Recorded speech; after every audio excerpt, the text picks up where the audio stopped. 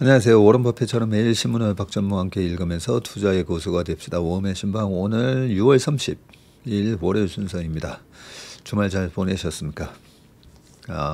토요일날 중앙일보 재테크 포럼에서 우리 최밀턴 분들 또 많이 만나 뵙게 돼서 너무 기분이 좋았습니다.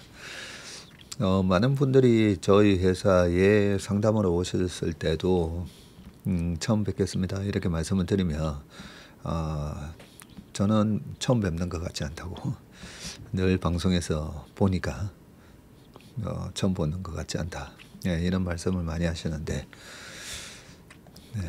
저는 그래도 이렇게 늘 댓글로 교감하다가 처음 뵈면 되게 반갑습니다. 그리고 어제 아침에도 노트북을 가지러 회사에 아침에 좀 일찍 왔었더니 그 회사 앞에 큰 박스가 하나 있는 거예요. 그래 봤더니 우리 인턴 토씨 님이 지난 3월에 지인에게 부탁한 것들을 이제야 받아서 전합니다 하면서 스프레이는 목을 많이 써야 하는 분들이 좋아하셨어요. 그러면서 전문인과 체슬리 분들께도 도움이 되셨으면 합니다 하면서 이렇게 헬스케어 오스트레일리아 프레시 브레스 스프레이 제가 좋아하는 이게 프로폴리스 성분인 거네요. 헬스케어 프로폴리스 프레시 브레스 스프레이라고 이걸 갖다가 되게 많이 보내주셨습니다.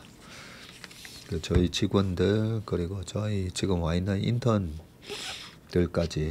다 하나씩 아침에 돌렸습니다.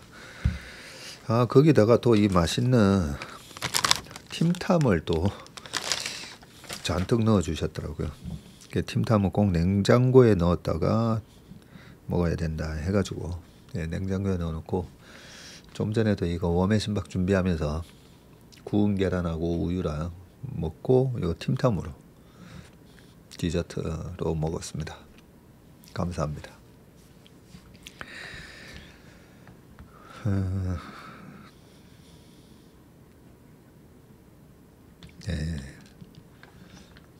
편지까지 너무 감사합니다.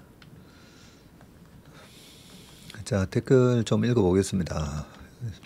재테크 포럼을 갔다 오신 분들의 또 댓글이 있더라고요. 어제 세텍 다녀왔어요. 최밀턴이라고 인사드릴 걸 조금 아쉽네요. 우리 김민식 님이다 그죠? 강의 중에 주가가 떨어졌을 때는 직원분들께는 이 가격에 사면 질러야지 라고 자신있게 말해놓고 혼자 방에 가서 제가 기도한다고 했잖아요. 세계 최고초의 투자 전략 Buy and Pray 전략을 얘기를 했었는데 그 말씀에 진심 빵 터졌네요 하셨습니다.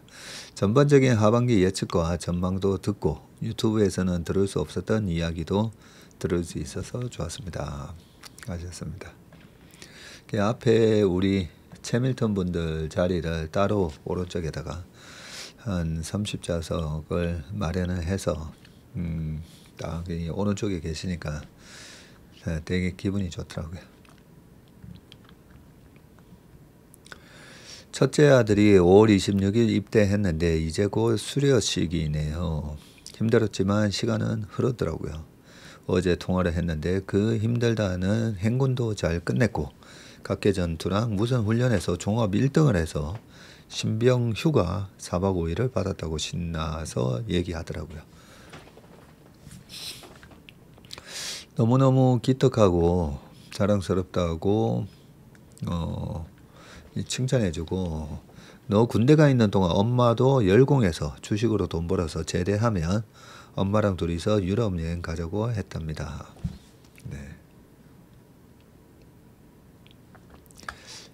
이렇게 우리가 주식 투자하면서 그죠?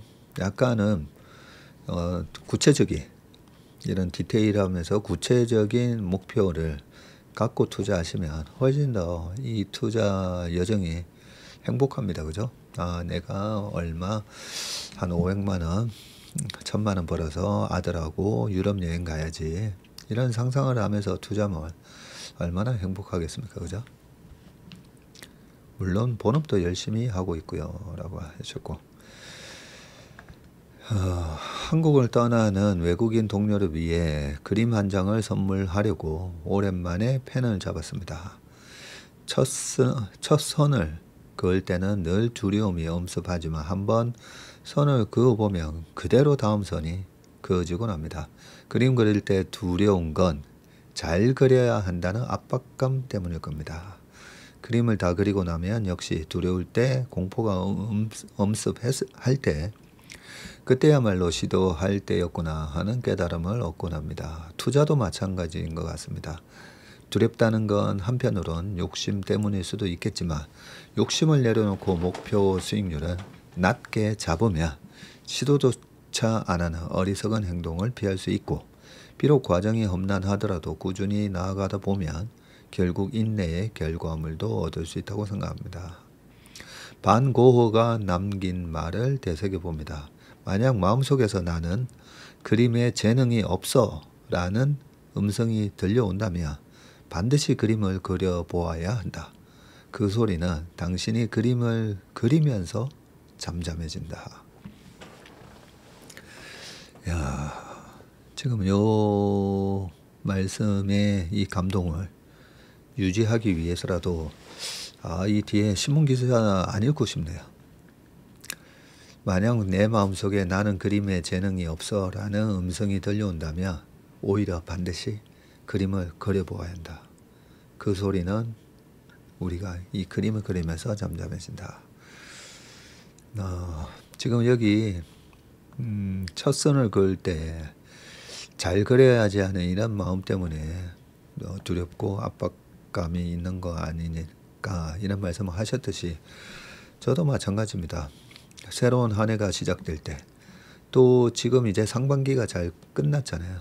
그러면 또 하반기 또 잘해야 되는데 이런 마음이 들고요. 하물며 이 웜의 신박 찍을 때도 마찬가지입니다. 웜의 신박 찍을 때도 이 1시간이라는 시간이 많은 분들이 10,000명 이상이나 되는 분들이 보시기 때문에 이 시간이 절대 헛되지 않게끔 참 가치 있는 시간이 되었다라는 그런 생각이 드시게끔 그런 시간이 돼야 될 건데 하는 그런 압박감 저도 있거든요. 그래서 항상 시작하기 전이 항상 제일 긴장이 되고 그렇습니다. 가수들도 그렇다고 하잖아요. 가수들도 보면 그 유명한 가수들도 딱 시작하기 전에 굉장히 긴장되고 떨린다고 했다가 딱 시작만 하면 엄청나지 않습니까? 그죠? 지난번에 그 프랑스에서 지민이었나요? 정국이었나요? 정국이었던 것 같은데, 그죠? 와, 저는 그 영상을 한 최소 50번 이상 본 것 같아요.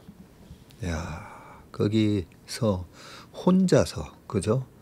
그 수많은 관중뿐만 아니라 이렇게 영상을 통해서 보는 그 수억 명의 관중들이 그 퍼포먼스를 보게 되는데 혼자서 딱 공연 시작하는데 야, 정말 감동이더라고요. 근데 그런 분들의 얘기를 들어보면 항상 그런 얘기를 하잖아요. 처음 시작할 때는 나도 되게 두렵지만 딱 공연이 시작되고 나면 그 엄청난 연습을 했기 때문에 그런 감동적인 무대가 연출되는 거 아니겠습니까? 그죠? 그러려면 항상 두렵지만 해야 되잖아요. 그죠? 이번에 잘할 수 있을까? 잘할 수 있을까?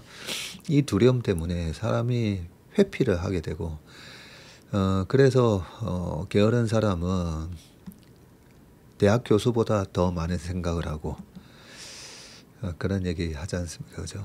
핑계거리를 찾는다고. 내가 안 할 핑계거리를 찾는데, 저 약간 무식하면 용감하다고 저도 약간 좀 그런 게 있었던 것 같아요. 무식하고 그래서 좀 용감해서 일 벌리는 거 저희 아버지가 세익이 일 벌리는 거 좀 말려라고 15년 전에도 그 말씀하셨는데 그 액션을 참 잘했던 것 같아요. 실제로 그 액션했던 결과가 그 식당 해가지고 쫄딱 망했을 때 했잖아요. 그것뿐만 아닙니다. 옵션 처음에 할 때 내가 이 옵션 실전 매매 안 해보고 펀드를 운용한다는 게 그래서 돈 5천만 원인가 4천만 원 얼마 넣고요. 그 석 달 만에 거의 다 날렸어요. 그게 25년 전이니까 25년도 전에 지금 그때 당시에 아파트 가격이 거의 한 15배 올랐거든요. 그러면 한 그때 당시 돈으로 지금 돈으로 따지면 한 7억 5천 날린 겁니다. 7억 5천. 그런데도 그게 하나도 지금 후회는 되지 않습니다. 물론 후회는 되죠. 그때 전세 들어갔다가 집값 2배 오르고 하면서 그 5천만 원에다가 어제 뭐 그저께도 저는 그 생각은 했었어요. 야, 그 5천만 원 그렇게 날리지 않고 그때 당시에 첫 집을 샀었더라면 그런 또 생각도 하긴 한데 뭐 내가 왜 그랬을까 그렇지는 않습니다. 그때 그렇게 그래도 실패를 해보고 펀드를 운용했기 때문에 다행히 고객의 자산들을 잘 지켰고요. 그 처음 딱 무모하게 시작해서 크게 돈을 날렸던 그 경험 때문에 항상 파생 상품을 할 때 신중하게 늘 했기 때문에 파생을 하면서도 지금까지 저는 살아남았다고 생각합니다. 자, 두려움이 있으면 어떻게 알아? 그냥 해봐라. 네, 고가 남긴 말씀이십니다. 네.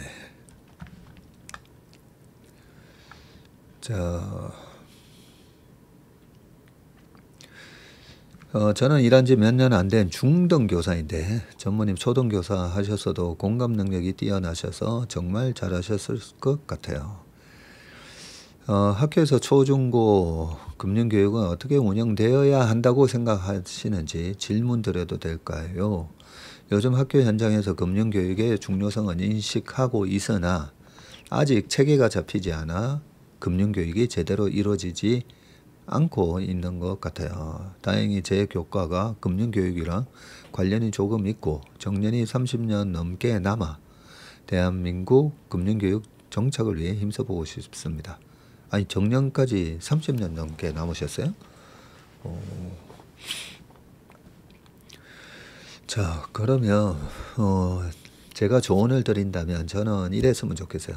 저희 아이들 고등학교 때였던 것 같은데요. 중고 때 처음 계좌 만들어서 그 계좌에 저는 우리나라 1등 기업들 다 사줬어요. 한 주씩. 네. 어떤 기업은 좀 비싼 것도 있고 해가지고 거의 한 주씩 쭉 다 사줬습니다. 그래서 저희 딸이 작년에도 그런 질문을 했던 것 같아요. 뭐는 많이 올랐는데 뭐는 왜 이렇게 안 올랐냐. 네, 그런 얘기도 했었고요. 그래서 저는 이 금융교육을 위해서 하는 거잖아요. 그러면 제가 늘 강조하는 게 있습니다. 핵심 우량주 중심으로 하면 절대 손해가 나지 않는다. 근데 그 핵심 우량주가 뭘까? 그러면 저는 그 산업 내의 1등 기업이라고 생각합니다. 그런데 1등 기업을 쭉 다 샀는데도 수익률이 많이 이렇게 차이가 납니다. 그래서 그걸 물어보더라고요. 왜 차이가 나는지. 그런데 여러 가지가 있죠. 그 1등 기업인데도 뭐 반도체처럼 사이클이 있기 때문에 사이클의 정점에서 사서 떨어졌으면 이 기업은 이 반도체라든지 철강이라든지 이게 그런 시클리컬 산업에 있기 때문이야 라고 우리가 가르쳐 줄 수가 있고요. 그리고 두 번째는 이 패러다임이 변할 수가 있잖아요. 옛날 내연 기관차였다면 이제는 앞으로 하이브리드를 넘어서 전기차로 가는 그런 흐름 속일 수도 있고, 예전에 LCD라든지 뭐 휴대폰도 마찬가지고, 그죠? 휴대폰도 옛날에는 초콜릿폰하고 그다음에 그 피처폰 시절에 뭐 이런저런 거 많았습니다. 그래서 패러다임이 변하면서 1등이었는데 주가가 박살나 있는 경우도 있습니다. 그리고 또 하나는 이제 산업 내 경쟁 구도가 바뀌어서인 거죠. 그 중에 제일 좋은 예가 농심하고 삼양식품, 그리고 최근에는 삼성전자와 하이닉스 뭐 이런 식으로. 그래서 저는 일단은 좋은 버릇, 핵심 우량주 중심으로, 그래서 너무 수익률 게임식으로 안 했으면 좋겠어요.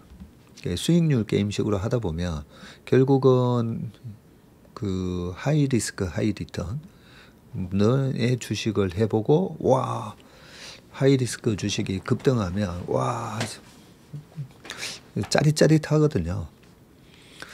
그러면 이 투자에 대한 금융 교육이 조금 잘못 왜곡될 수가 있습니다. 저는 우리 초, 중, 고, 대학생까지 아니면 우리 인턴분들까지 제가 늘 강조하는 게, 주식 투자는 그 산업 내의 경쟁 우위를 분석해서 독보적인 경쟁력을 가진 기업을 적당한 가격에 사는 것이다. 이 워런 버핏과 찰리 먼거의 얘기처럼 그걸 확실하게 머릿속에 심어주는 게 금융교육의 시작과 끝이 아닐까, 그런 생각을 합니다. 오대리의 숙련의 기간은 아무도 이길 수 없지요. 문건한 파워. 박성구 매니저의 박3 할 때 눈에서 입에서 레이저가 나온다고. 제가 그랬잖아요. 굉장히 전투적으로 한다고. 저번 질문에도 친절히 알려주셨는데, 전문인 강의 들으며 제 전두엽 열심히 자극하고 있으며 일기처럼 자주 댓글도 달아보려고 합니다. 인생 공부, 경제 공부뿐만 아니라 뇌 건강에도 도움을 주셔서 감사합니다 하셨습니다. 최슬리 시황 첫 방송부터 들어왔었는데 오대리를 떠올려 보면 지금은 완전 다른 사람이라는 거 익히 인지하고 있었고 흐뭇하게 바라보고 있는 애청자입니다.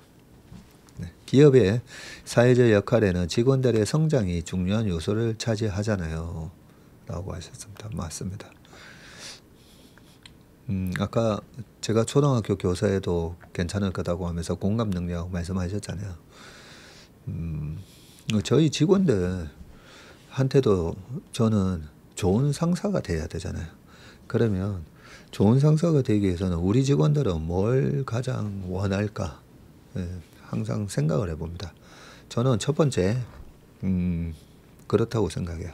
아무리 이런저런 우리가 금융강국 얘기하고 해도 우리 직원들 아직까지 20대, 30대, 40대까지는 돈 벌어야 되잖아요.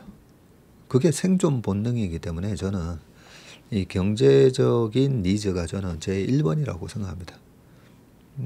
그래서 우리 회사가 잘 돼야 되는 거죠. 회사가 잘 안 되면 뭐 보너스나 이런 게 있겠습니까, 그죠? 그래서 회사가 잘 돼야 되기 때문에 열심히 그 루틴을 이 맨시티처럼 프리미어 리그에 펩 과르디올라 감독이나 아니면 리버풀의 클럽 감독처럼 우승할 수 있어야 되잖아요. 우승할 수 있는 그런 팀에 있어야 선수들이 좋은 연봉을 받고 갈 수 있고, 옛날에 퍼거슨 감독 시절에 맨체스터 유나이티드가 그랬잖아요. 그럼으로써 그렇게 열심히 좀 빡세게 이렇게 하는 게 우리 직원들의 개인적인 성장, 그 개인적인 성장이 있어야 우리 업계의 펀드 매니저들도 저는 다 그 시장 가격이 있다고 생각하거든요. 가격이. 예, 그래서 개인적인 이 성장을 통한 경제적 자유. 저는 이게 제일 큰 니즈라고 생각을 합니다. 그러려면 이제 그 상사로서의 역할이 중요한데요. 그 CEO로서의 역할은 저는 그렇게 생각합니다. 모든 이 뭐 자영업 하시고 사업하시는 분도 계시고 학교에서도 마찬가지겠지만 적재적소의 원칙. 이 사람은 어떤 일을 할 때 가장 좋은 퍼포먼스가 나올 수 있을까? 그래서 적재적소를 늘 생각하는데 우리 오대리는 매일같이 이렇게 국내 시장을 요약해서 발표를 하면 좋을 것 같다라고 생각해서 시켰는데 본인이 잘 따라와 줬고요. 그리고 그 꿀 보이스를 가지고 또 오대리가 은근 적이 없어요. 이 감정의 기복이 많지 않아요. 어떤 사람 보면 이 감정의 기복이 심하잖아요. 보면 막 좋을 때는 막 너무 좋았다가 또 감정이 안 좋을 때는 그냥 완전히 또 반대예요. 완전히 다른 사람이 되고 하는데 오대리를 보면 감정의 기복이 없어요. 약간 고수인 거죠. 고수. 그냥 오도령이 된 거 아니에요. 제가 보면. 이것도 3,000% 빠졌는데요. 직원들의 성장을 시키려면 이 사람한테 어떤 일을 시켰을 때 잘할 수 있을까? 근데 그것도 좀 조심은 해야 됩니다. 내가 생각한 거랑 좀 다를 수가 있어요. 일단 시켜봤을 때, 이렇게 잘해? 네, 그럴 수가 있기 때문에 일단은 저는 여러 가지의 기회를 줍니다. 여러 가지 기회를 다 줘보고 본인의 노력과 적성에 맞게 맞으면 그러면 성장이 자연스럽게 따라오고 윗사람이 해야 될 거는 어떤 거죠? 모범을 보이는 건데 성실함의 모범을 보이는 게 참 중요하다고 생각합니다. 또 우리 정영관님 부산집 내려가셨군요. 네. 건강관리 잘하라고 얘기 남겨주신 분들도 많고요. 박람회 너무 가고 싶었지만 이번에 시간이 안 돼서 못 오셨다고 합니다. 누님이 추천해서 웜의 신박을 1년 넘게 보고 있습니다. 이제 내일 모레면 50을 바라보는 시점에서 개인적으로 요즘이 뭔가 생활이 안정된 것 같으면서도 사춘기 아들과의 갈등 때문인지 정신적으로 참 힘든 시기라는 생각을 합니다. 그래요. 반리스님이시네요. 누님이라고 얘기하신 거 보니까 우리 반리스님은 아빠다 그죠? 아빠. 사춘기 아들과의 갈등에 아빠로서의 아빠는 어떻게 아들하고의 그 교감을 할까?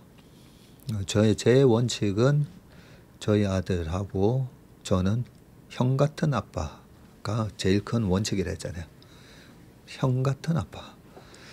그래서 이 갈등은 저도 이제 형이랑 엄청 싸우기도 했었지만 고등학교 때. 근데 지금은 너무 애틋해요. 저희 형님하고 되게 애틋합니다. 왜 애틋할까? 제가 하도 형한테 많이 대들어가지고 저는 그게 미안해서 저희 형님한테 잘하게 되고 저희 형님은 아마 그럴 거예요. 내가 또 옛날에 그 대들던 그 동생을 이래저래 막 서로 치고받고 싸우고 또 그랬거든요. 네, 그런 게 또 마음속에 약간의 또 그런 애정이 또 남아있을 거라고 생각합니다. 그래서 우리가 너무 그 고등학교 때만 하더라도 서로 진짜 막 고등학교 때 사진 찍은 게 있거든요. 저희 형님 대학 들어가고 제가 잠깐만요. 제가 3학년 졸업할 때였나? 저희 형님 졸업할 때였나? 제주도 가족여행 가서 사진을 찍었는데 서로 다른 데를 보고 있어요. 저희 형님 저쪽 쳐다보고 저는 이쪽 쳐다보고. 그래서 우리가 지금 우리가 겪고 있는 이 갈등이 나중에 지나고 보면 그게 애틋한 또 추억이 될 수가 있는 겁니다. 그래서 사춘기 아들과의 갈등, 그거 당연한 거예요. 제가 이런 부분에 대해서 되게 참 철학적으로 고민을 많이 했거든요. 그 동물의 왕국 보시면 사자가 새끼 사자가 요 갈기가 이렇게 막 자랄 때 있잖아요. 갈기가 이렇게 자랄 때 되면 그 엄마 사자가 쫓아냅니다. 그렇게 그 새끼 자식을 위해서 그렇게 그 모든 동물이 다 그렇잖아요. 헌신적인데 여기 그 갈기가 딱 자라는 시점에서는 쫓아내요. 막 죽일 듯이 막 하면서 쫓아내요. 예, 저는 그걸 보면서 우리가 너무 이제 군대 가고 회사까지 들어갔는데 막 이렇게 막 너무 이렇게 막 챙기고 그런 좀 극성적으로 우리가 할 때가 있잖아요. 근데 제가 봤을 때는 딱 미국 가서 제가 놀랐던 게 고등학교 졸업하니까 정말 그 아까 새끼 사자 내보내듯이 엄청 독립적으로 그냥 내보내는 걸 보면서 어떻게 그럴 수 있지 했는데 그게 아이들 위한 거라는 거죠. 빨리 독립적으로 커갈 수 있게끔. 그런데 그 동물의 왕국에서 제가 보면서 아무리 그 이제 그 원숭이나 이런 데는 이제 집단 생활을 하긴 하지만 어느 정도 나이가 들면 결국은 아무리 아빠 엄마라도 이게 부딪힐 수밖에 없구나. 그래서 헤어져야 되는구나. 그것뿐만 아니라 뭐 근친상간이 될 수도 있고 여러 가지 그 DNA가 본능적으로 그렇게 작동을 하게끔도 되어 있긴 한데 그래서 아들과의 갈등에 너무 고민이 정신적으로 참 힘들다고 하셨는데 너무 힘들어하지 마십시오. 그게 원래 그렇습니다. 원래 저도 저희 아버지한테 제가 왜 그렇게 요즘 잘하냐면 사춘기 때 딱 지금의 그 사춘기 아들보다 훨씬 더 심했습니다. 제가 하도 이제 아버지한테 못한 게 많아가지고 지금은 누가 봐도 저희 삼촌들이나 저희 집안 어떤 분들도 세이가가 제일 효자다 이런 말씀하시는 이유가 그 갈등에 부모님 속을 제가 많이 썩여서 그런 거니까요. 지금의 사춘기 아들이 나중에 저 같은 효자가 돼서 많이 효도할 겁니다. 그러려면 이제 중요한 거 하나 있어요. 가슴에 못이 박히는 얘기는 하시면 안 돼요. 싸우긴 싸울더라도 너 왜 그거 씻지 않고 뭐 왜 너 손도 안 씻고 밥 먹냐 뭐 그런 잔소리도 사실 할 필요는 없는데요. 건강한 것 자체 건강하게 밤에 다시 기과하는 것 그 자체가 엄청난 행복이라는 거 생각하시면서 항상 오면 밤에 아들 포옹해 주시는 거 그리고 학교 가든 학원 가는 아들도 항상 포옹해 주시는 그 습관 하나만 하셔도 정신적으로 아주 편안해지실 겁니다. 제가 워낙 많이 겪어봐서 그렇습니다. 자, 박람회에서 뵙겠습니다. 운 좋게 앞자리 앉으시고 사인도 해드리고 만나서 우리 복리 효과님도 되게 반가웠습니다.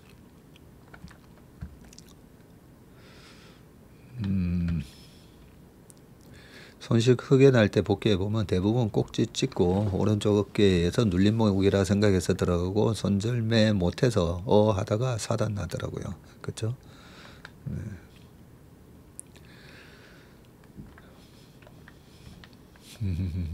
또 이양님, 김미희님 다 좋은 댓글 쭉 남겨놓으셨고요. 우리 겨울왕국님도 주말마다 복습하고 있다고 하셨습니다.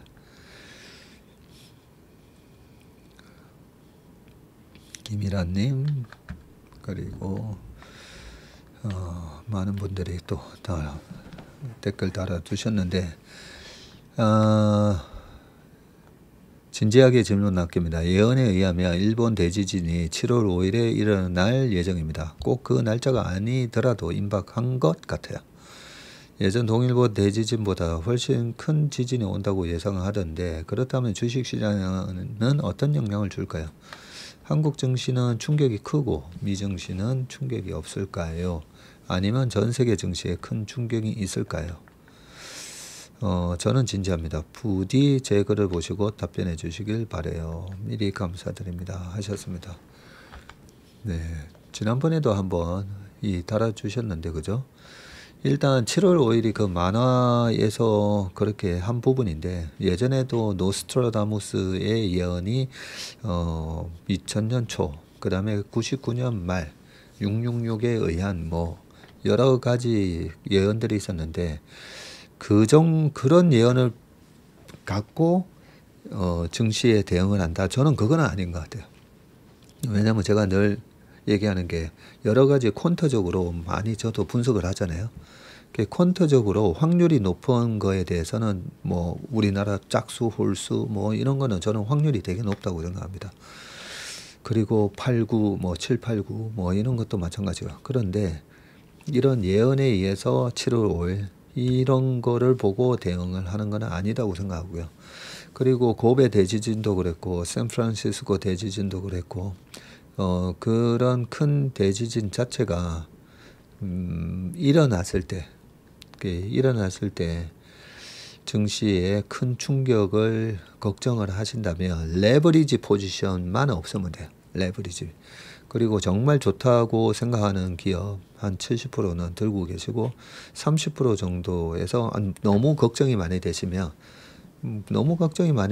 뭐 현금 그냥 빵으로 가지고 가셔도 되는데 저는 항상 우리가 확률 베팅을 해야 되는데 얼마나 이게 근거 있는 예언인가. 정말 나는 확실하게 일어난다라고 정말 그렇게 믿고 계신다면 주식 빵으로 만들어 놓으십시오. 그런데 제가 느끼는 그 확률은 50% 확률이 안 된다라고 저는 생각합니다. 하재민 님이 드디어 월천 찍었습니다 라고도 해주셨고 저희 부부는 계좌 절대로 보여주지 않습니다. 그냥 아침에 일어나면 인사가 어젯밤에 주식이 얼마 올랐대 내렸더라 하면서 밤새 안부 묻는다고 하십니다. 우리 짱정구님께서 비타민C 이거 1000mg을 나눠서 이렇게 잘라서 나눠서 먹는 게 낫단 말씀이시죠? 네, 꼭 그렇게 하겠습니다. 저는 이 비타민C를 입에 물고 있으니까 그것도 괜찮더라고요. 근데 이 하나가 다 녹을 때까지 있으면 이 잇몸이나 이 안쪽이 다 헐어버리더라고요. 그래서 반 정도 이렇게 나눠서 하니까 좋더라고요. 체슬리 AI랑 웜의 신방, 모닝 브리프 다 하고 있는데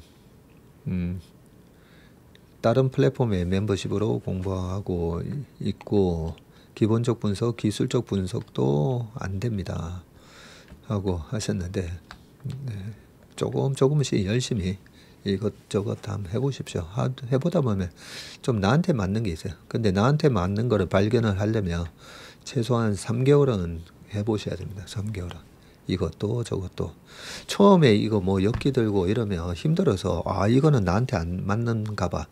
처음에 달리기를 해봤더니 러닝 크루 한다고 어우 너무 힘들어서 이건 나한테 안 맞는가 봐. 그럴 수는 없잖아요. 그죠?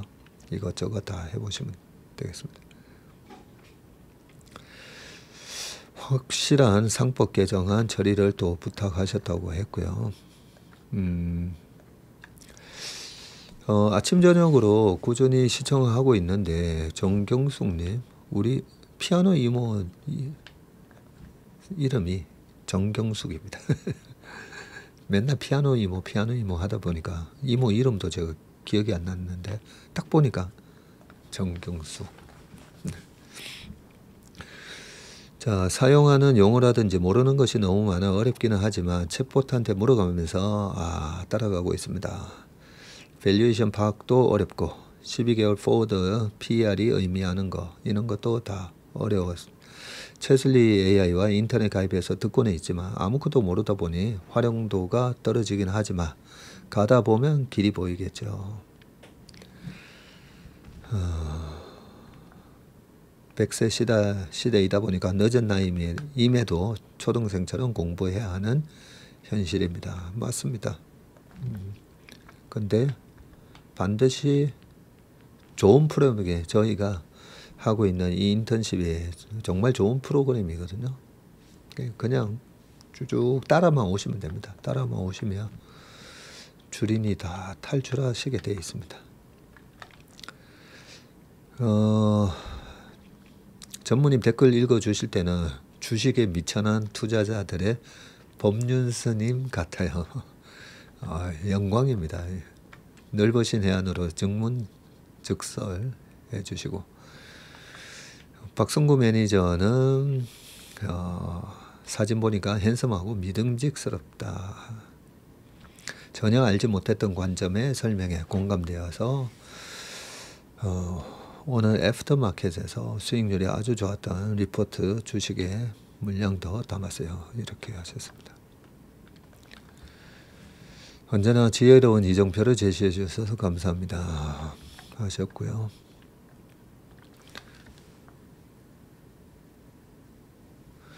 몸의 심박이 시간이 짧고 전무님의 선포가 없다면 좀 섭섭할 겁니다. 라고 해주시고 제 전전두엽을 어찌하오리까 딱 접니다. 자영업을 하고 있는데 제 성격이 가장 큰 장애물입니다. 주식 공부하다가 병 고치게 생겼습니다. 어제 세택에서 최밀턴 DK로 인사드리겠습니다. 오셨고 김연아 선수와 나이키 말씀 주시는데 제가 항상 생각하고 있는 문구입니다. Just do it. 그죠? 매일같이 내가 해야 할 일 그냥 하면 되는 것 같습니다. 아이들한테도 많이 보여주신다네요.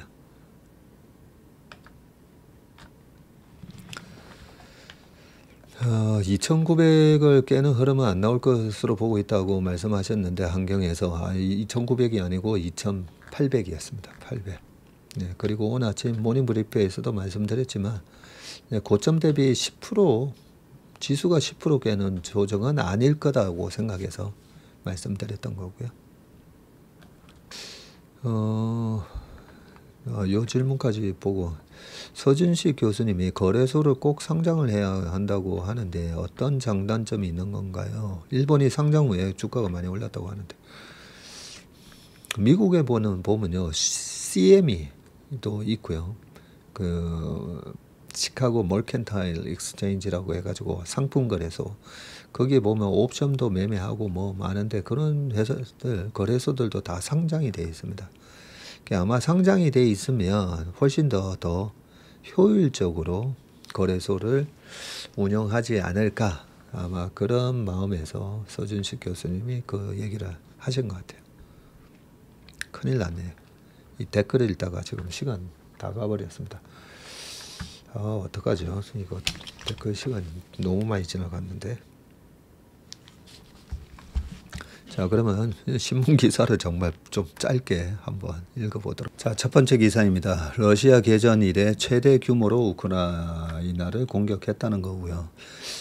이번에 이란 전쟁이 터졌을 때 제일 피해 국가는 어딘가에서 우크라이나다 뭐 이런 얘기가 있었잖아요. 세상에 관심을 못 받기 때문에 그런 얘기가 있었는데 그래서 최근 이 기사가 뭔 얘기인가 한번 가져와 봤습니다. 러시아가 29일 우크라이나에다가 드론을 477대와 그리고 미사일 60발을 동원한 대규모 공격을 가했다고 하고요. 젤렌스키 대통령이 대부분 러시아 이란제 샤헤드 드론이었는데 다양한 종류의 60발 미사일 공격도 있었다고 하고요. 이날 공습으로 우크라이나 공군 F-16 조종사 등 3명이 사망하고 어린이 등 7명이 다쳤다고 합니다. 이날 공습이 2022년 러시아 우크라이나 전쟁 발발 이후 최대 규모였다고 하고요.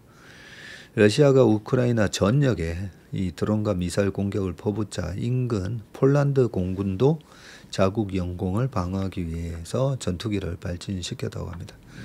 러시아의 이번 공습이 양국의 휴전 협상이 부진한 과정에서 주도권을 확보하려는 푸틴 대통령의 의지가 담긴 것으로 해석된다라고 했고요. 양국은 이스탄불에서 지난 2일 2차 협상을 벌였으나 휴전 조건을 둘러싼 입장차만 확인했고, 러시아는 최근 우크라이나 동부 거점인 포크로우스크 인근에 11만 병력을 집결시키는 등 점령지 확대를 위한 공세를 또 강화하고 있다고 합니다. 젤렌스키는 푸틴은 세계가 평화를 요구함에도 전쟁을 계속하기로 결심했다면서 이번 주에만 미사일 114발과 드론 1270대, 활공탄 110발을 이상을 사용해 우리를 공격했다. 우크라이나는 자국민의 생명을 지킬 수 있는 미국산 방공 시스템을 원한다면서 미국과 유럽 모든 동맹국들의 결단과 지원을 기대한다고 했습니다. 참, 이런 거 보면 자주 국방이 정말 중요하구나 이런 생각이 들고, 우리나라 방산 업체에게는 계속된 그런 각국으로부터 이 발주가 좀 있겠구나 하는 생각도 듭니다. 제가 이 기사를 보면서 삼품 참사 30년 여러 가지 기사가 나와 있더라고요. 그래서 아예 이 만물상에 1995년 6월 29일이었습니다.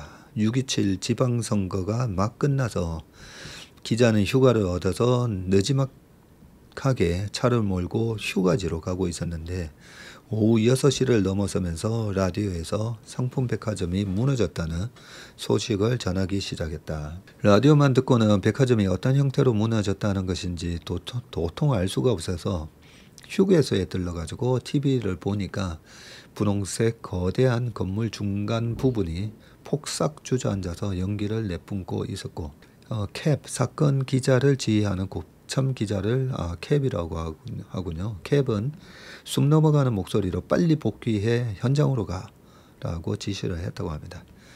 30년 전 삼풍백화점 붕괴 사고로 인해서 502명 사망, 6명 실종, 그리고 937명이 부상당한 한국 전쟁 이후 최대의 참사였다고 합니다. 그것도 강남 한복판 부의 상징으로 여겨졌던 백화점 한 동이 완전히 무너지는 데는 단 20초밖에 걸리지 않았습니다. 또 그때 1년 전에 이 성수대교가 무너졌었거든요. 그래서 정말 부끄러웠어요. 제가 그 1년 만에 또 상품백화점 이런 게 막 무너지니까, 취재 중 가장 기억에 남는 것은 붕괴 12월 1일 후부터 차례로 구조된 세 남녀 젊은이 얘기인데, 500여 명이 사망하는 어이없는 붕괴 사고에 의기소침해 있던 국민은 이 소식에 열광했고, 세 젊은이는 금세 국민적 영웅으로 떠올랐습니다. 3명 모두 백화점 직원 또는 아르바이트생이었는데, 정의현의 단편 삼풍백화점도 사고 당시 백화점 점원으로 일한 여고 동창 이야기를 다루고 있고요. 하지만 이 친구는 사고 후 끝내 연락이 없었다. 소설에는 서태지 열풍과 삐삐, 서싸이월드 등 사고 당시 풍경도 잘 드러나 있다고 합니다. 이 단편 소설 삼풍백화점이라고 소설이 있나 보군요.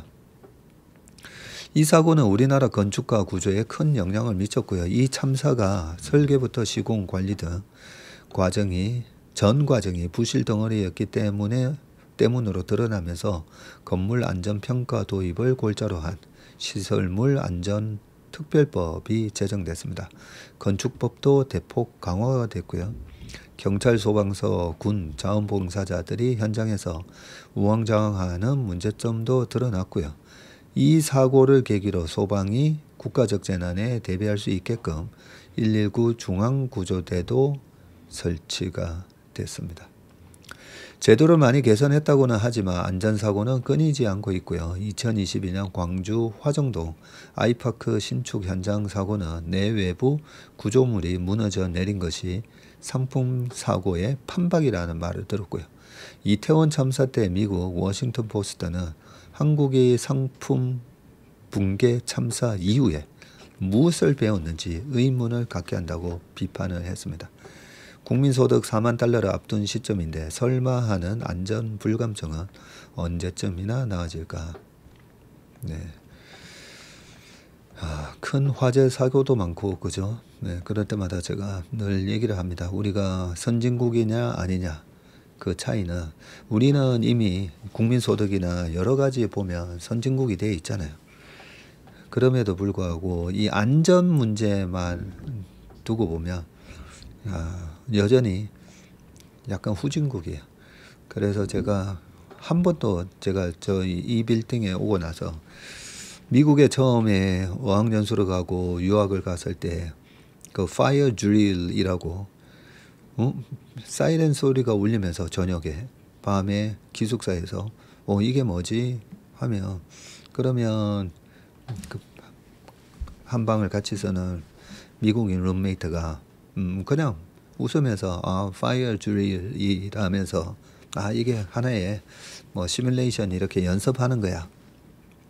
그냥 아주 당연하다는 듯이 딱딱딱 챙겨서 다 복도로 나가서 계단으로 대피 연습을 합니다. 아주 당연하다는 듯이 늘 해왔으니까. 네, 그런 걸 해왔기 때문에 큰 참사 같은 게 그런 인재에 의한 사고 같은 게 덜 하잖아요. 덜 한데 꼭 보면 어디 우리나라 물류창고라든지 아니면 어디 무슨 체육센터 아니면 목욕탕 등등 보면 우리가 과연 그런 연습을 평소에 했는가. 그런 사고, 실수에 의한 사고 이런 거를 다 방지할 수는 없지만 그런 사고가 발생했을 때 그죠? 어떻게 대응해야 되는지부터 그리고 사고 발생을 안 하도록 또 예방하는 것 그런 것들이 있지 않으면 많이 발전을 하긴 했다라고 저는 생각하는데 정말 이 부끄러운 사고가 이제는 더 일어나면 안 된다라고 생각합니다. 우리가 예방을 위한 그런 비용에 대해서는 좀 우리 스스로가 좀 관대해져야 된다라고 생각합니다. 자, 세 번째는요. 외로움까지 국가가 개입해야 하나. 이게 되게 중요한 문제인데요. 영국, 일본에 이어서 외로움, 전담, 차관 등 정책 공약으로 추진. 외로우니까 사람이다. 내성이 약화될까 봐 염려돼서. 내용을 보면요. 지난 6.3 대선에서는 정책 대결이 거의 보이지 않았다. 아무리 갑자기 치른 보궐선거라 해도 후보자들이 국가 정책을 둘러싸고 갑론을론하는 정치의 생산적인 장면은 너무나 아쉬웠다. 그나마 눈에 띄는 것이 하나 있었다면 민주당의 외로움 관련 정책이다. 이재명 후보의 공약집에는 정부 내에 외로움 정책을 전담하는 차관을 지정하겠다는 내용이 들어있다. 자, 이는 처음 개발한 정책 상품이 아닌데 24년 10월에 오세훈 서울시정은 이른바 외로움 없는 서울 사업을 이미 시작을 했고 목적은 시민의 고립과 목적은 시민의 고립과 외로움 문제를 해결할 사회적 연결망의 회복인데 1인 가구 급증과 고립감 확산, 고독사 및 자살률 증대, 주민 정신 건강 악화 및 유관 범죄 증가 등이 그 배경이고요. 그래서 돌봄망 구축 뭐 이런저런 거를 개통을 하고 개발 외로움 지수 개발하고 뭐 이런다는데 진보와 보수 진영의 구분이 없어 보이는 외로움 관련 정부 대응은 우리나라가 원조는 아니고요. 2018년에 영국은 세계 최초로 고독부 Minister for Loneliness 고독부를 신설했고 일본도 21년에 고독 대책 담당실을 설치를 했고요.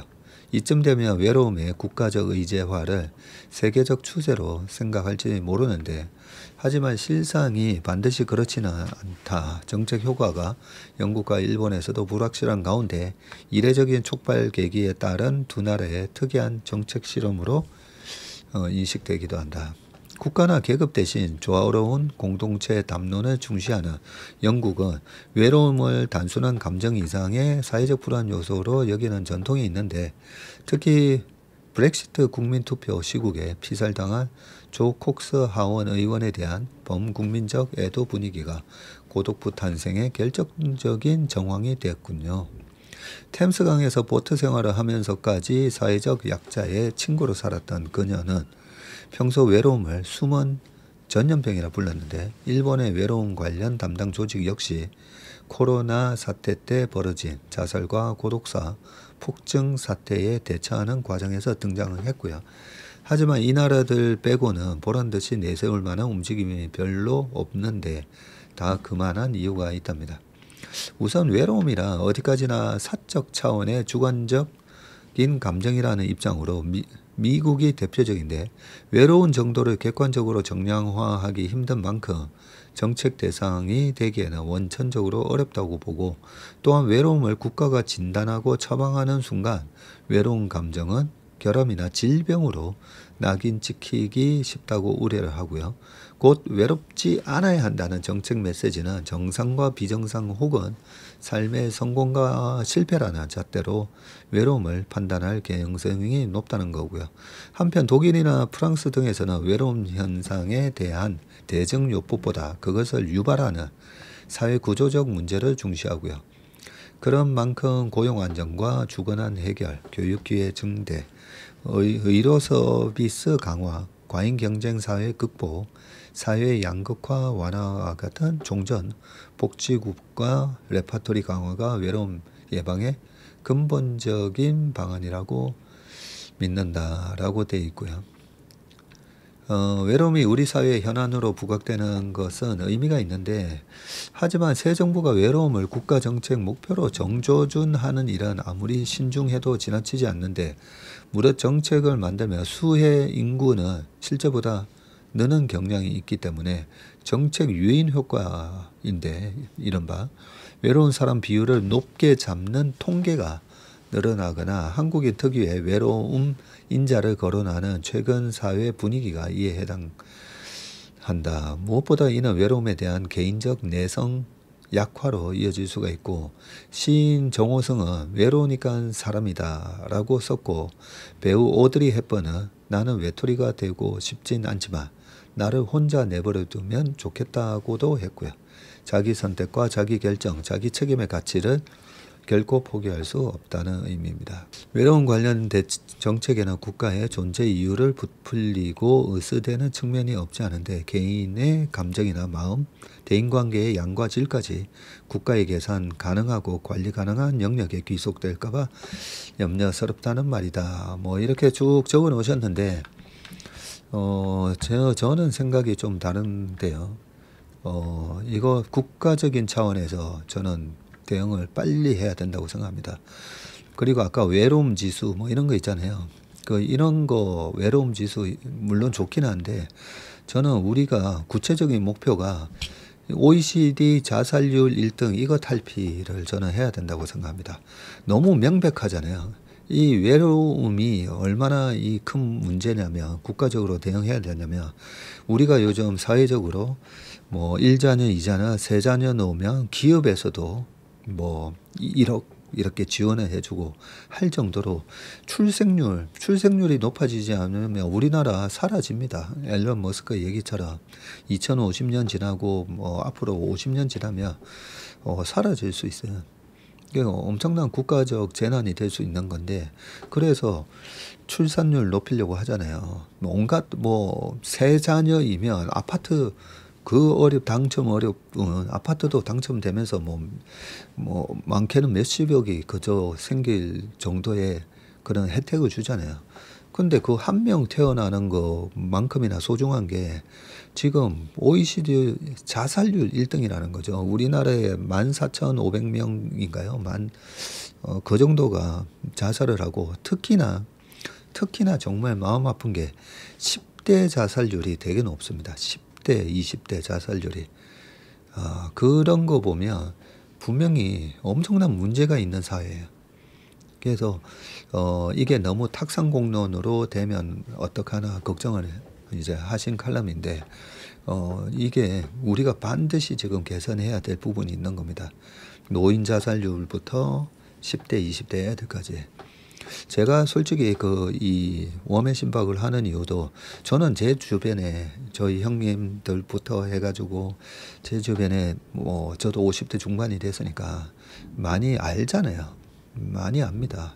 이 나이가 들고 이제 늙어가면서 마음도 외로워지고 눈도 침침해지고 막 몸의 신체적인 변화에 아무리 강한 사람도 이 마음적으로 나약해질 수밖에 없어요.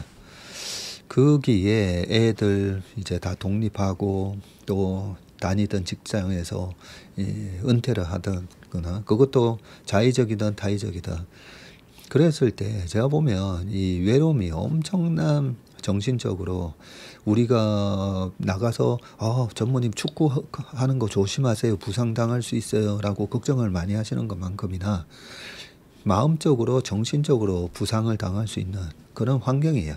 특히 우리나라가 얼마나 이렇게 좀 빨리빨리 문화로 빨리 이렇게 산업화가 되고 경제적으로도 좋아지다 보니까 옛날보다도 훨씬 더 비교도 많이 되고 내가 만약에 어느 정도 경제적 지위를 가지고 있지 않으면 상대적으로 그죠?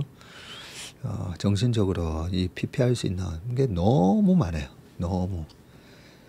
그 단적인 예가 그 유튜브나 이런 데도 보면 우리가 아까 그 법륜선님 말씀처럼 저도 마찬가지잖아요. 제가 그 매주 교회를 가는 이유를 말씀드렸잖아요. 이 오염되고 그리고 타락하기 쉬운 그런 돈을 만지는 직업이기 때문에 그렇게 되지 않으려고 매주 교회도 가고 그다음에 법륜선님, 법정선님 뭐 가리지 않고 마음을 다스릴 수 있는 그런 글들도 많이 보고 그런데 그래서 이 마음을 다스리는 이 외로움을 극복하는 데 있어서 가장 좋은 게 신문이거든요. 신문 보면서 세상하고 이제 소통을 하는 거잖아요. 신문을 보면서 세상이 어떻게 변하는지. 근데 그게 좀 더 센시티브하게 이렇게 나한테 확 와닿게 하기 위해서는 주식 투자를 하고 있으면 더 이렇게 민감하게 나한테 다가온다는 거죠. 그러면서 제가 전두엽도 뭐 있었지만 치매 예방도 되고 알아가는 즐거움, 세상하고 소통하고 있다는 그 느낌 때문에 이 외로움이 없어진다는 거죠. 네. 그래서 저는 제가 할 수 있는 일 중에 하나가 저는 그렇다고 생각합니다. 그래서 댓글에 보면 이 웜의 신박이나 우리 채슬리 TV를 보면서 마음적으로 많이 이제 평안해졌다 이런 말씀을 제가 볼 때마다 되게 보람되고 하는데요. 국가적인 차원에서도 관심을 가져야 됩니다. 그래서 출생률도 중요하지만 자살률을 현격하게 떨어뜨려야 됩니다. 그거 우리 사회의 책임이 있는 거예요. 우리 사회의 책임이. 이거 기사 빨리 읽어야 되는데 이거 또 1시간이 넘어가요. 자, 개미가 봉이냐 수익률 27% 외국인보다 높았다라고 되어 있고요. 코스피가 3,000을 넘으면서 코스피 상승률도 이번 달에 13%가 넘었고요. 세계 주요 국가 견조도 압도적인 수준이지만 우리나라 역대 월간 주가 상승률을 짚어봐도 기록적인데요. 2001년 초 IT 버블 급락 이후 2001년 말 9.11 테러 직후 2009년 봄 글로벌 금융위기 이후 2020년 말 코로나 강세장 때 정도가 이번 급등세와 비견할 만하다고 합니다. 이런 흔치 않은 급등장에서 개인, 외국인, 기관 투자자로 크게 분류되는 투자자들은 어떤 기록을 쓰고 있을까? 여기 보면 순매수 상위 10종목인데요. 기관은 카카오, 네이버, 미래에셋증권, 비올, 한전 뭐 이런 종목이고, 외국인 하이닉스, 전자, 현대일렉트릭, 기아, KB 이런 거고, 개인은 네이버, 두산 에너빌리티, 현대 로템, SDI, HMM, 삼성바이오로직스, 하나솔루션, 카카오페이, 삼성중공업, 대한항공. 예, 요렇게. 그리고 순매수 상위 10종목 평균 수익률은 29.1, 27.2, 외국인 22.7. 요렇게 많이 올랐군요. 그래서 개인 수익률이 외국인보다 높았다는 거군요. 반면에 외국인은 하이닉스 몰빵 투자를 하고 있는 것으로 나타났는데, 하이닉스 한 종목만 1조 5천억을 샀고요. 외국인 전체 코스피 총 순매수액에서 46%를 차지하고 있다라고 되어 있습니다. 개인 투자자가 이번 상승장에서 외국인보다 선전하는 이유는 과거처럼 소형주에 몰리지 않고 오르는 대형주를 따라잡는 행태를 보이기 때문인데, 그 배경에는 미국 투자 등으로 생긴 학습 효과가 있는데요. 21년 상승장에서 개인들은 네이버, 카카오를 쓸어담고 이후 2차전지 종목들에 묻지마 투자하면서 지금까지 물려있는 아픈 기억을 가진 개미 투자자가 많은데, 일부 개인이 미국 투자로 눈을 돌려서 시장을 잃는 눈과 주력 산업을 보는 눈을 길렀다는 것이고, 올 들어 내국인의 한국 하루 평균 미국 주식 거래 대금은 코스피와 코스닥 하루 거래 대금의 18%에 달하고요. 김학균 센터장은 고객들을 만나보면 미국 주식시장에서 배당 투자 기법 등을 접한 후 한국과 비교하는 등 전과 다른 집단적 학습 효과가 느껴지기도 한다고 말을 했습니다. 다만 외국인들이 시장을 주도하며 차익 실현을 하고 나면 개인들이 뒤늦게 뛰어들었을 가능성이 있는데, 개인들이 시가총액 상위 신고가 종목들을 따라 붙고 있고 외인은 파는 모습이라고 했습니다. 개미 필패 흑역사 이번에는 봤구나. 아직은 외국인들이 지수 상승을 이끄는 국면이어서 개인들이 본격적으로 B2까지 감행해서 시장이 과열 국면에 들어서면 과거 고질적인 투자 패턴이 나타날 소지도 다분한데, 자본시장연구원이 국내 개인 투자자들이 왜 실패하는지 분석에 따르면 개인들은 조금이라도 이익이 난 주식은 서둘러 팔면서 손실이 난 주식은 매도를 미루는 행태가 강했고, 소수 종목을 집중 매매하는 복권형 투자, 그리고 남들이 사는 종목에 우르르 몰리는 군집거래 경향 등도 관찰이 됐고, 한 증권사 임원은 넘치는 정보 속에 개인 투자자들이 전보다 스마트해진 것은 사실이지만 각종 유튜브 채널과 리딩방 등에서 선동당하는 경우도 많다. 이번 2차 3,000P 국면에서 개인들이 끝내 수익을 낸다면 국내 주식 투자 문화가 확실히 달라질 수 있을 것이라고 말했다. 네, 그런데 약간 좀 왜곡된 것도 있어요. 그 코로나 때 보면 항상 우리 개인 투자가분들이 떨어지면서 하고 올라가면 파는 매매를 반복하다 보니까, 코로나 때도 외국인들이 막 때릴 때 밑에 쭉 사놨다가, 뭐 삼성전자를 예를 들어 보면 그때 밑에 삼성전자 많이 사셨잖아요. 쭉 했다가 결국은 나중에 96,800원까지 가잖아요. 6만 전자 못 뚫는다 했다가 결국 가고 쭉 올라갔을 때 또 밑에서 사신 분들은 위에 가면서 또 파니까 많이 팔았어요. 그리고 이 작년에도 마찬가지죠. 작년에도 7만 원 넘어갈 때 보면 우리나라 개인 투자가분들은 8만 8천 원 갈 때까지 전자 계속 팔았어요. 팔고 결국 떨어지니까 떨어질 때 밑에서 또 다시 사놨는데, 지금은 이제 물려있는 상태겠죠. 평균 단가로 보면. 근데 꾸준히 계속 사신 분들은 단가가 뭐 6만 5천 원 언저리일 거고, 그죠? 그래서 저는 그거는 우리가 어떤 주식을 투자하느냐에 따라서인데, 잡주나 이미 경쟁 우위에서 뒤처진 종목들은 많이 떨어져도 못 올라오잖아요. 그죠? 못 올라오는 반면에, 근데 미국 주식이든 한국 주식이든 우량 주식이면 그러면 떨어졌다가 결국은 다시 회복하잖아요. 그래서 항상 정고점을 회복할 수 있는 회사에다가 우리가 투자를 하셔야 되는데, 그래서 제가 웬만하면 이제 잡주하지 말고, 그죠? 잡주하지 말고 그 산업 내에 1등 주식 중심으로 하라고 말씀드린 이유가 다시 올라오거든요. 1등 주식은. 1등이 이제 2등 됐을 때 조심해야 되는 건데 그게 아니라면 항상 1등 주식으로 하면 떨어질 때 사고 올라갈 때는 팔고 그러면서 국내 개인 투자 이게 이제 일반화의 오류라고 하잖아요. 국내 개인 투자자는 다 이렇게 손해받고 네, 그건 아니라고 봅니다. 그리고 미국에 가서 투자하시는 분도 마찬가지잖아요.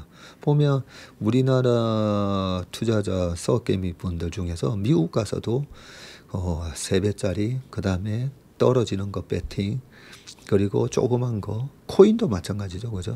코인 비트코인이 지금 10만 7천 불인가요? 만 얼마였나요? 그렇게 14,000불인가요? 그렇게 올라왔음에도 불구하고 근데 코인 하신다는 분들 중에 보면 그렇게 또 돈 벌었다는 분들 많지 않거든요. 보면 네. 1억 4천 우리나라 돈으로 1억 4천 7백 됐는데 보면 다 잡코인 많이 하고 있습니다. 잡코인. 그렇죠?